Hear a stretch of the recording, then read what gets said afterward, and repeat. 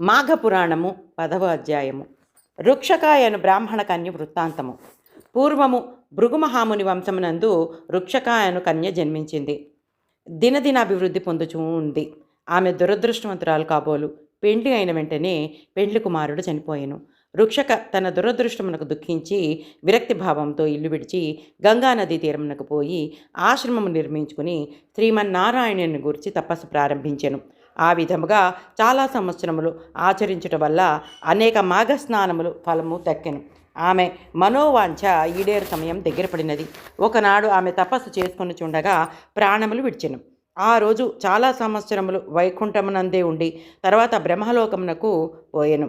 ఆమె మాఘమాస ప్రతిఫలము కలిగిన పవిత్రురాలు అగుటచే బ్రహ్మదేవుడు ఆమెని సత్యలోకంలో దేవకార్యములు తీర్చుటకు అప్సరా స్త్రీగా చేసి తిలోత్తమ అను పేరుతో సత్యలోకమునకు పంపెను.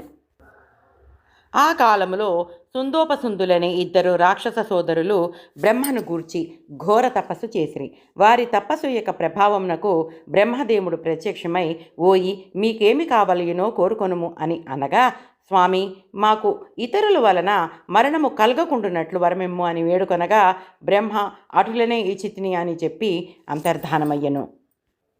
బ్రహ్మదేవుని వల్ల వరము పొందిన ఆ ఇద్దరు రాక్షసులను మహాగర్వము కలిగి దేవతలను హింసించిరి. మహర్షుల తపస్సునకు భంగము కలిగించుచుండిరి. యజ్ఞయాగాది క్రతువులలో మల మాంస రక్తాదులు పడవేసి ప్రజలను నానా భీభత్సవములు చేయుచుండిరి. దేవలోకమునకు దండెత్తి దేవతలందరినీ తరిమివేసిరి. ఇంద్రుడు మొదలగు దేవతలందరూ సత్యలోకమునకు వెళ్ళి బ్రహ్మను వేడుకొని, మహానుభావ, సుందోపసుందులచే మాకు మీరిచ్చిన వరములతో గర్వము కలవారై తపస్సాలురను బాధించుచు దేవలోకమునకు వచ్చి మమ్ము అందరినీ తరిమి చెరసాలలో పెట్టి నానా భీభత్సవం చేయుచున్నారు. కాన వారి మరణమునకు ఏదైనా ఉపాయం ఆలోచించమని ప్రార్థించిరి.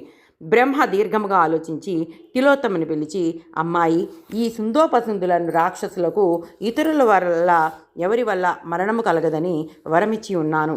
వారు వరగర్వంతో చాలా అల్లకల్లోలము చేయుచున్నారు. కాన నీవు పోయి నీ చాకచక్యముతో వారికి మరణమును కలుగునట్లుగా ప్రయత్నించుము అని చెప్పాను.